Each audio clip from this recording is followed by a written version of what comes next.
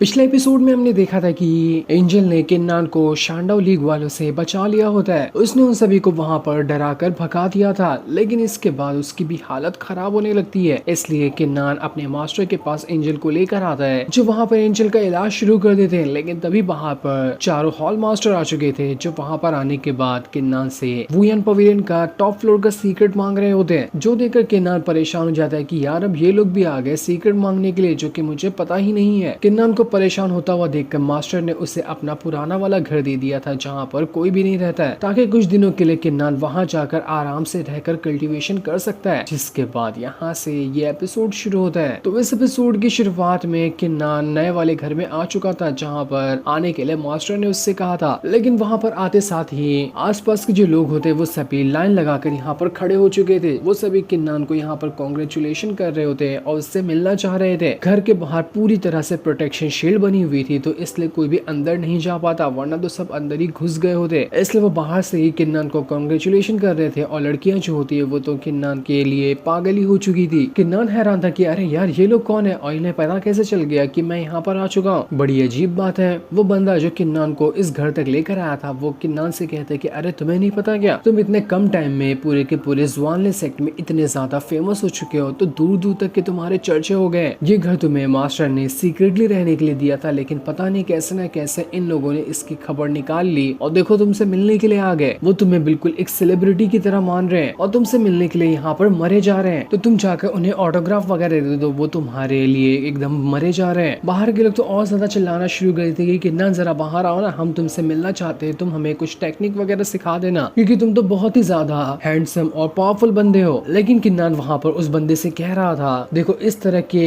Fame और popularity ना खाली ध्यान भटकाने के लिए होती है, तो तुम एक काम करो, इन सभी को यहाँ से रिटर्न भेज दो। ये लोग यहाँ पर अगर मेरे साथ रहेंगे और इस तरह से चिल्लाते रहेंगे तो मैं अपनी कल्टीवेशन पे ध्यान नहीं दे पाऊंगा। मुझे इस तरह के फेम बिल्कुल भी नहीं चाहिए जो मुझे कल्टीवेशन करने में ही डिस्टर्ब कर दे। जिसके बाद उस बंदे को जो उसे यहाँ पर लेकर आया था और उसका नाम बाही था, उसे कल्टीवेशन से जुड़ी हुई कोई चीज दे देता है, ताकि उसका इस्तेमाल करते हुए बाही अपनी कल्टीवेशन पावर को इंक्रीज कर सके। इस चीज को देखकर तो बाही काफी ज्यादा खुश हो चुका था। वो किन्नान से कहा था कि मास्टर किन्नान, आपका बहुत बहुत शुक्रिया जो आपने मुझे इतनी कमाल की चीज दी है। बाही तो अपने मन के अंदर सोच सोच कर एकदम पागल सा हुआ जा रहा था कि अरे वाह क्या कमाल की चीज मिली है। मैंने तो पहले ही कहा था कि जितना मैं किन्नान के साथ रहूंगा ना, उसका छोटा मोटा काम करते साथ ही मुझे इतनी अच्छी अच्छी चीजें मिलेंगी। और देखो जैसा मैंने यहाँ पर सोचा था वैसा ही हो रहा है। इसलिए मैं तो किन्नान से कभी दूर नहीं जाने वाला, हमेशा उसके साथ ही चिपका रहूंगा। किन्नान वहाँ पर और भी कुछ कल्टीवेशन से जुड़ी हुई चीजें निकालता है और उसे बाही को देते हुए कहता है कि तुम अब यहाँ से सीधा सेक्ट में ही जाओगे ना, तो वहाँ पर जाने के बाद ये चीजें ना चुयुन और लैंग को दे देना, वो इसे पाकर काफी ज्यादा खुश हो जाएंगे। इसलिए बाही कहता है कि ठीक है किन्नान मास्टर, आपको घबराने की जरूरत नहीं है, मैं यहाँ से जा रहा हूँ तो मैं दोनों को आपकी दी हुई चीज दे दूंगा। जैसे ही बाही वहाँ से जा रहा था, वो वहाँ से जाने से पहले किन्नान से कहता है कि अरे मास्टर किन्नान, मैं तो एक इम्पोर्टेंट चीज आपको बताना भूल ही गया। आपने कभी सिस्टर शियाओ को देखा है क्या? पिछले काफी दिन हो चुके हैं लेकिन मैंने सिस्टर शियाओ को देखा ही नहीं, नहीं वो सेक्ट में है नहीं वो कहीं और। जो सुनकर किन्नान एकदम घबरा जाता है कि आखिर शियाओ कहाँ चली गई होगी। तभी उसे ऐसा लगता है कि कोई उसके एकदम ज्यादा करीब आ चुका है और जो घर के बाहर प्रोटेक्शन शील्ड बना है उसके अंदर घुसने की कोशिश कर रहा है। किन्नान कुछ कर पाता कि तभी बाहर से एक लेटर आता है जो कि सीधा एक पेड़ से जाकर फंस चुका था। जो भी बंदा यहाँ पर घर के पास आया था वो यही लेटर डिलीवर करने के लिए आया हुआ था। किन्नान जैसे उस लेटर को खोलता है, उसके अंदर लिखा हुआ था कि कांग्रेचुलेशन जो तुमने यहाँ पर वुयन पवेलियन को क्लियर किया। मैं यहाँ पर ना महल के अंदर आपके मिलने का इंतजार कर रही हूँ। उम्मीद है कि आप यहाँ पर आएंगे। इसी खुशी के मौके पर एक छोटी सी पार्टी रखी गई है और ये लेटर किसी और ने नहीं बल्कि लूकिन ने ही भेजा होता है, जो कि मिस्टर किन के साथ ही है। किन्नान ने वो लेटर पढ़ा था, उसे सारी चीज तो नॉर्मल लगती है, लेकिन एक चीज सबसे ज्यादा उसे परेशान कर रही थी, क्योंकि लेटर के अंदर एक हेयर पिन रखा हुआ था। वो हेयर पिन किसी और का नहीं बल्कि शियाओ का था। किन्नान एकदम ज्यादा कंफ्यूज हो जाता है कि यहाँ पर लूकिन ने मुझे ये लेटर भेजा और इसमें तो शियाओ के बारे में कुछ लिखा ही नहीं है, तो यहाँ पर शियाओ का हेयर पिन कैसे आया। वो परेशान हो जाता है कि कहीं यहाँ पर कुछ गड़बड़ तो नहीं हो गई ना, शियाओ किसी मुसीबत में तो नहीं है। और आखिर ये जो लूकिन नाम की लड़की है ये कौन सी मुसीबत है? इससे ना ही मैं पहले कभी मिला हूँ, ना ही कभी मैंने इसका नाम सुना है, तो ये मुझे कैसे जानती है और मुझे अपने घर पर क्यों बुला रही है? दूसरी तरफ हम लूकिन को देखते हैं जो अपना प्रैक्टिस कर रही होती है। वो अपने भाले के अंदर से फायर पावर को निकालने के बाद वहीं पर अपना प्रैक्टिस कर रही थी और प्रैक्टिस करते करते वो यहाँ पर किन्नान के आने का इंतजार कर रही होती है कि कब किन्नान यहाँ पर आएगा। मास्टर ने किन्नान को कहीं पर भी जाने से मना किया था, लेकिन फिर भी वो शियाओ के लिए यहाँ पर आ जाता है और लूकिन से कहता कहता है कि तुम ही लुकिन हो क्या, तुमने ही मुझे वो लेटर भेजा था, बताओ आखिर तुम्हारे पास शियाओ का वो पिन कैसे आया, क्या किया है तुम लोगों ने उसके साथ। लुकिन कहती है अरे अरे इतनी जल्दी घबराने की जरूरत नहीं है, अभी तक तो हमने उसके साथ कुछ भी नहीं किया और ना ही मैं उसके साथ कुछ कर सकती हूँ, ये काम तो किसी और का ही है, मैंने हाथ लगाया तो वो इंसान तो मेरी ही जान ले लेगा। और हाँ, जिसकी मैं बात कर रही हूँ ना, मैं यहाँ पर तुम्हें उससे मिलवाना चाहती हूँ, वो बेसब्री से तुम्हारा इंतजार कर रहा है तुमसे मिलने के लिए। जैसे ही वो बंदा वहाँ पर अपना एक कदम रखकर आता है, किन्नान अपने मार्शल गॉड की पावर का इस्तेमाल करते हुए उसकी कल्टीवेशन लेवल चेक करने की कोशिश करता है, जिसे देखकर तो वो उससे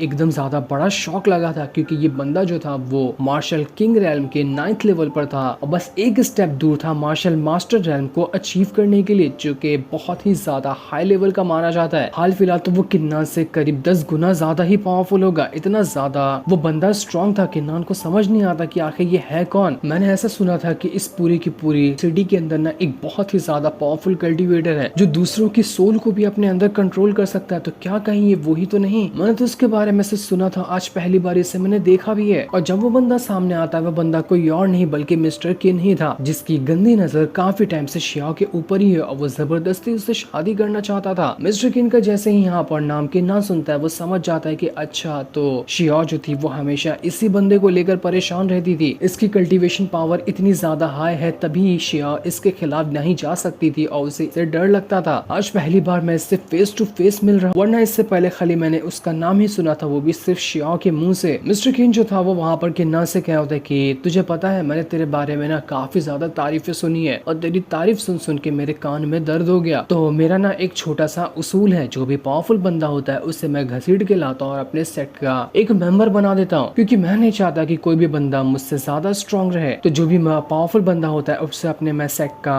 एक मेंबर बनाता हूँ और उसके बाद मैं उसे ऑर्डर देता हूँ, जिस बंदे को मेरा ऑर्डर मानना पड़ेगा, ताकि वो बंदा कभी भी मुझसे आगे ना निकल सके, वो मेरे नीचे ही रहेगा। इसलिए मैं तुझे भी यहाँ पर ऑफर दे रहा हूँ कि आ तू मेरे सेट को ज्वाइन कर ले, ये तेरे लिए बहुत ही ज्यादा रेयर अपॉर्चुनिटी होने वाली है। और अगर तू यहाँ पर इनकार करता है तो तू मेरे बारे में जानता होगा या नहीं होगा, लेकिन इसके बारे में तो मुझे नहीं पता, लेकिन हाँ अभी तो मेरे महल के अंदर कोई भी मौजूद नहीं है, मैं तुम्हें यहाँ पर मार कर गाड़ दूंगा, किसी को कानो कान खबर नहीं होगी। तो बता कि तू यहाँ पर मुझे जवाब हाँ में देने वाला है या फिर ना में देने वाला है। किन्नान कहता है, ये अपने मुंह से कह रहा है कि अपने डिसाइपल को गुलामों की तरह ट्रीट करता है, उनके ऊपर हुक्म चलाता है और मैं इसका सेट ज्वाइन करूं, पागल समझ के रखा है क्या इसने। इसलिए किन्नान अभी तो यहाँ पर उससे फाइट नहीं करता, क्योंकि मिस्टर किन काफी ज्यादा पावरफुल है, तो किन्नान यहाँ पर हार ही जाएगा। इसलिए वो यहाँ पर बात को घुमाते हुए कहता है कि मैं अभी किसी का डिसाइपल बनने में इंटरेस्टेड नहीं हूँ, मैंने अपना जवानी सेट भी छोड़ दिया है और दूर जाकर अकेले रह रहा हूँ, कभी मेरा अगर इरादा बदला ना तो मैं आपके पास जरूर आऊंगा आपका सेट ज्वाइन करने के लिए। इतना कहने के बाद किन्नान वहाँ से जा रहा होता है। लेकिन किन्नान को रोकते हुए कहती है कि यहाँ पर मिस्टर किन ने तुम्हें ऑफर दिया और तुम उसे रिजेक्ट करके ऐसे ही जा रहे हो, हमें तुम्हारी खातिरदारी करने का मौका तो दो। लेकिन मिस्टर किन जो होता है वो लुकिन को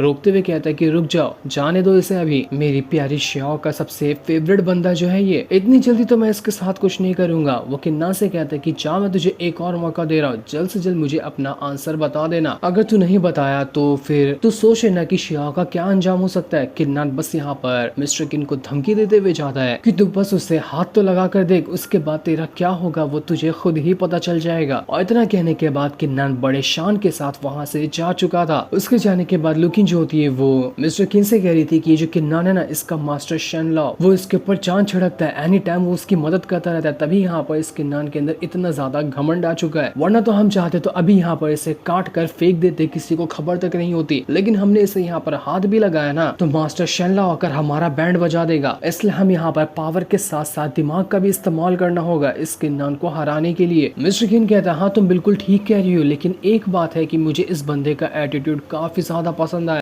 और जो बंदा मेरी नजर में चढ़ जाता है ना, मैं तो उसकी पावर देखना चाहता हूँ कि आखिर वो किस काबिलियत का बंदा है। बस एक मौका, मुझे एक मौका मिल जाए, मैं इसके साथ बिल्कुल मन लगाकर फाइट करना चाहता हूँ, ताकि देख सकूं कि आखिर ये किस लेवल का बंदा है और ये क्या कर सकता है। इसके बाद किन्नान वहाँ से अपने उसी घर में आता है जो कि मास्टर शेनलॉ ने उसे रहने के लिए दिया था। वहाँ पर आने के बाद वो उसी स्टोन का टुकड़ा निकालता है, जो टुकड़ा वुयान पवेलियन में वो जो ओल्ड मास्टर थी उसने दिया था। उसका इस्तेमाल करते हुए किन्नान यहाँ पर अपना कल्टीवेशन कल्टीवेशन कर रहा था। जैसे वो कल्टीवेशन अपना स्टार्ट करता है वो सीधा का सीधा अपने स्पिरिचुअल वर्ल्ड के अंदर जा चुका था, जहाँ पर आने के बाद उसके पास उसकी 7 स्वॉर्ड बाहर निकल कर आ जाती है। वो वहाँ पर अपनी 7 स्वॉर्ड को कंट्रोल करते हुए उनकी पावर को इंक्रीज करने की कोशिश कर रहा था, क्योंकि वो जो पत्थर का टुकड़ा उस गार्डियन मास्टर ने किन्नान को दिया था वो यहाँ पर उसकी 7 स्वॉर्ड की पावर को इंक्रीज कर रहा होता है। जैसे ही किन्नान ने अटैक किया था वो अटैक सीधा उस स्टोन पे जाकर लगता है, जिस वजह से किन्नान को समझ आया था कि अरे बाप रे, मैं तो अपने स्पिरिचुअल वर्ल्ड के अंदर नहीं आया, बल्कि वो जो छोटा सा पत्थर का टुकड़ा था उसके वर्ल्ड के अंदर पहुंच चुका हूँ। ये कैसी जगह है? वो जगह उसे बहुत ही ज्यादा बड़ी लग रही थी। बाहर से देखने में वो बस एक उंगली जितना बड़ा पत्थर था, लेकिन अंदर आने के बाद ऐसा लग रहा था कि वो बहुत बड़ी सिटी हो, इतनी बड़ी जगह होती है। वहां पर आने के बाद किन्नान की 7 स्वॉर्ड उसके सामने ही खड़ी थी।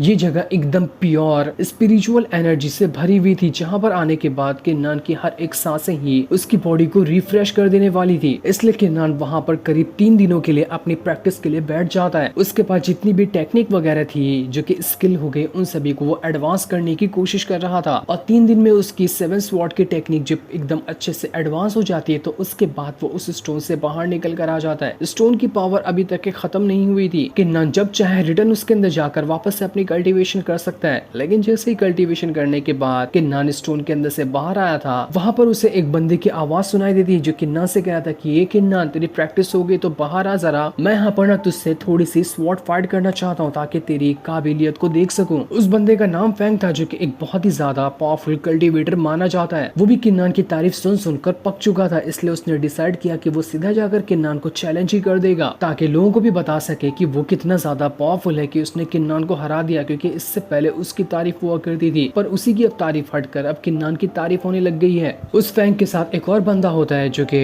जाओ नाम का बंदा था। अब वो बंदा था या बंदी थी समझ में तो नहीं आया, लेकिन हरकत से वो दोनों लग रहा था। लेकिन असल में ये जो होता है जाओ, वो पनिशमेंट हॉल का एक मास्टर था। फैंग जो था वो किन्नान से कहता कि देख, तेरे पास जो 7 स्वॉर्ड है ना, उस पे तो मेरा बहुत ही प्यारा सा दिल आ चुका है। चल जा, मैंने तो यहाँ पर माफ किया, तुझसे फाइट भी नहीं करूंगा, तुझे जिंदा छोड़ देने वाला हूँ, लेकिन हाँ, इसके लिए तुझे अपनी वो 7 स्वॉर्ड देनी पड़ेगी। बहुत ही प्यारी है वो स्वॉर्ड। किन्नान कहता अच्छा ऐसी बात है तो ठीक है, आजा तू फाइट ही कर ले, क्योंकि मैं तेरे बाप का नौकर नहीं जो यहाँ पर खुशी खुशी अपनी 7 स्वॉर्ड निकालूं और तेरी झोली में डाल दूं। चल मैं तुझे ये चैलेंज देता हूँ कि अगर तूने मुझे यहाँ पर हरा दिया ना, तो उसके बाद मैं खुशी से तुझे अपनी 7 स्वॉर्ड दे दूंगा। क्यों, कैसी लगी मेरी शर्त? आ जल्दी आ, फाइट करते हैं हम यहाँ पर। फैंग कह रहा था अच्छा ऐसी बात है, चल मुझे तेरा ऑफर बहुत ज्यादा पसंद आया, लेकिन हम यहाँ पर कोई इलीगल फाइट नहीं करेंगे। मैं जाता हूँ, परमिशन लेकर आता हूँ लाइफ और डेथ हॉल का, और मैं तुझे चैलेंज करता हूँ वहाँ पर फाइट करने के लिए। तुझे पता होगा ना वो हॉल कैसा है, उसके अंदर से जो जीतेगा वो जिंदा रहेगा और जो हारेगा वो मर जाएगा। वहीं का मैं अपॉइंटमेंट लेकर आऊंगा और उसके बाद तुझसे फाइट करूंगा। बोल, मेरी शर्त मंजूर है? और तू ना यहाँ पर मेरे इस ऑफर के लिए इनकार कर भी नहीं सकता। वो जो जाओ नाम का बंदा था ताली बजाते हुए 2 लोगों को लेकर आता है, और वो दोनों लोग कोई और नहीं बल्कि लैंग और चुयून थे, जिन दोनों को उसने बंदी बना कर रखा था। वो कहता है अब तू यहाँ पर ना सोच समझ के इनकार करना, तू अब यहाँ पर ये राउंड को इनकार कर ही नहीं सकता, वरना यहाँ पर तेरे जो दोनों दोस्त है ना वो मर जाएंगे। लैंग और चुयून के ऊपर किसी तरह का लॉक लगा दिया था, जो कि अगले 50 सालों तक के उनके ऊपर लगे रहने वाला है। पनिशमेंट हॉल का जो बंदा था जाओ, उसने गलत इल्जाम में फंसाकर इन दोनों के ऊपर वो लॉक लगा दिया होता है। लैंग किन्नान से कहता है कि किन्नान इनकी बातों में मत आना, ये तुम्हारी बात मानने के बाद भी ना ये धोखा देंगे तुम्हें, ये लोग अच्छे नहीं, तुम हमारी फिक्र मत करो। किन्नान कहता है तूने यहाँ पर ना मुझसे चैलेंज किया, मेरी बारे में ऐसा कहा, मैंने मान लिया, लेकिन आखिर तेरी हिम्मत कैसे हुई मेरे दोस्तों के साथ ऐसी हरकत करने की? ये सुनकर फैंग कहता है फिर तो मुझे लगता है कि तू यहाँ पर मेरा चैलेंज ना एक्सेप्ट कर लेगा, बता कि तूने मेरा चैलेंज एक्सेप्ट किया या नहीं किया। जो सीन दिखाते ही ये एपिसोड यहीं पर एंड हो जाता है। Thanks for